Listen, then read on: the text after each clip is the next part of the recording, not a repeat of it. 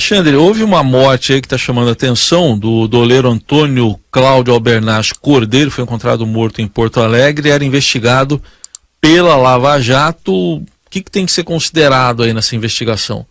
Pois é, a polícia acha que foi suicídio, como também achou que foi suicídio um corpo que apareceu boiando no Lago Paranoá aqui em Brasília e que estava envolvido num escândalo no governo do Rio Grande do Sul, né?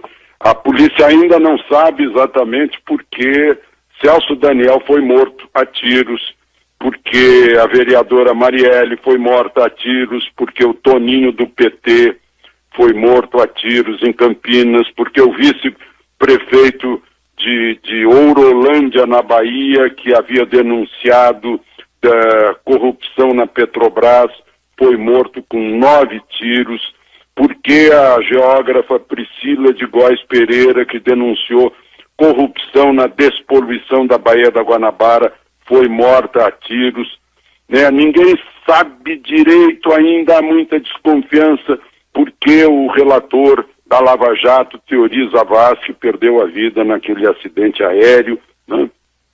Então, são dúvidas que ficam na cabeça da gente quando aparece uma quantidade maior de cadáveres ligados à mesma raiz da corrupção, né? Parece que na corrupção tem gente muito pesada. Me faz lembrar o tempo em que apareciam pessoas no fundo do Lago Michigan, né? Em tempos de Al Capone, etc., com concreto preso nos tornozelos, né? Então, é bom a gente desconfiar, para ficar com o pé atrás quando aparece alguém envolvido. Esse doleiro foi preso 2 vezes, foi solto por Gilmar Mendes, né?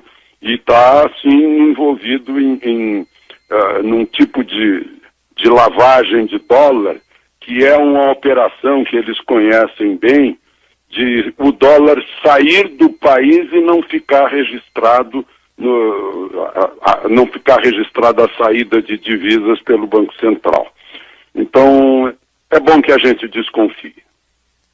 Alexandre, a gente ouviu há pouco aqui o Marco Aurélio Nogueira, ele é cientista político da Unesp, ele avaliando sobre a prisão e depois a soltura do Temer, Moreira Franco e outros nomes ligados ao MDB na operação da semana passada.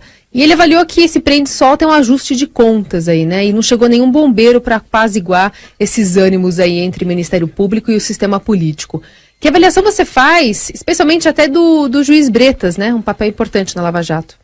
Pois é, eu não sei, talvez isso seja uma teoria de conspiração, né? Mas aí eu não acredito muito, mas eu prefiro acreditar que o desembargador Atier, eu conversei com juristas analisando as decisões do desembargador e eles me dizem que o desembargador agiu certo, que deixou mal o juiz Bretas, inclusive fala da interpretação caolha do juiz Bretas, e que foi absolutamente correto, dentro dos princípios do direito e da Constituição, o desembargador Atier, quando soltou o ex-presidente Temer, o ex-governador e ex-ministro Moreira Franco e o auxiliar de Temer, Coronel Lima, além de outras 5 pessoas.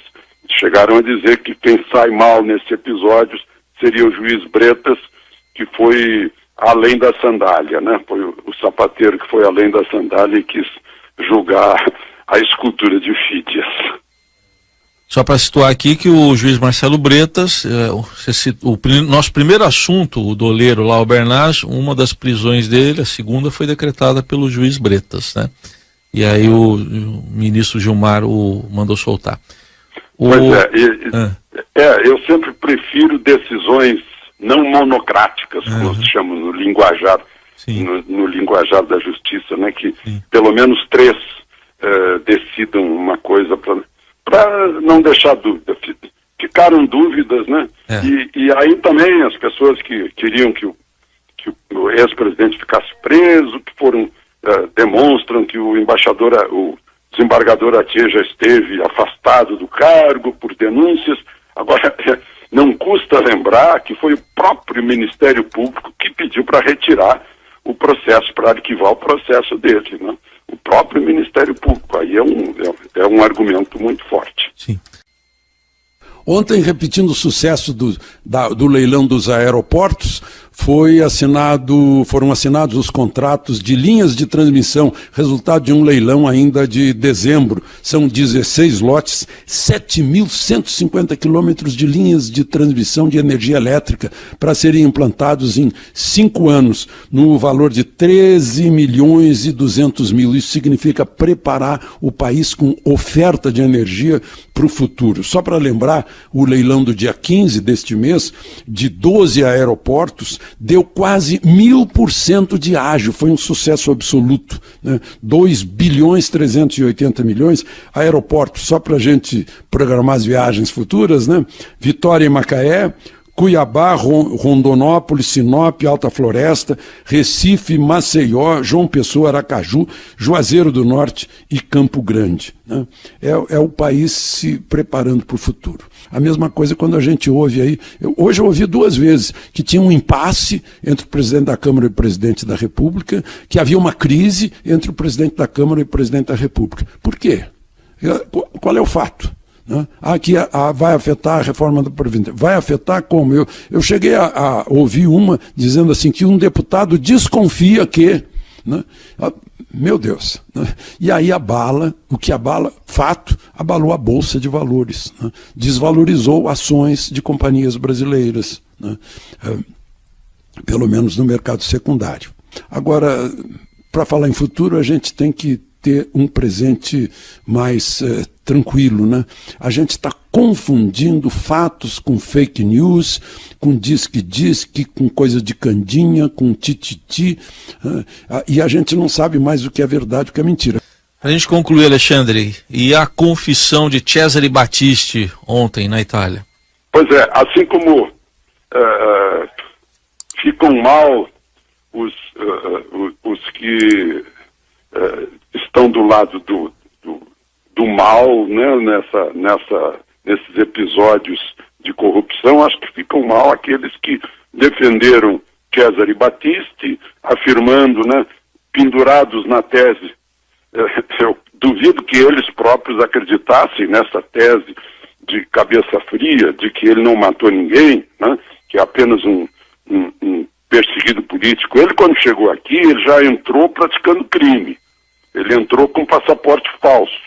Ele foi considerado criminoso pela Justiça da França, pelo Tribunal Europeu e em todas as instâncias da Justiça italiana, que é berço do direito romano, né? Onde nasceu o direito romano. Então, duvido que eles no fundo acreditassem. Só que a ideologia cega, né? E aí ele foi considerado preso político pelo presidente Lula, pelo ministro da Justiça Tarso Genro, que agora ainda tenta justificar, dizendo que não, que ele, de certa forma, foi forçado a confessar, né? Eu até fico temeroso de usar a palavra forçado, eu acho que ele não usou essa palavra, porque ele me processou pedindo 50 mil, porque eu disse que ele mandou de volta para Cuba os boxeadores cubanos do Pan-Americano. E ele disse que não, que os boxeadores foram de livre e espontânea vontade para Cuba, né, da qual já fugiram. Só que ele perdeu na justiça, já está transitado em julgado, por isso que eu estou falando nisso, lembrando isso. Ficou mal para aqueles que acharam que o Battisti era o gênio da raça, né? A gente ainda continua com o veso de chamá-lo de ativista de esquerda. Não, ele é um assassino, um tetra-assassino. E agora, ele próprio, isso saiu da própria boca dele, lá na prisão da Sardenha. Como é que ficam essas pessoas, né? O presidente Lula, o ministro da Justiça de então, Tarso Genro, que deu o status de refugiado político para um matador de 4, né? Um tetra-assassino. Agora, tetra-assassino, confesso.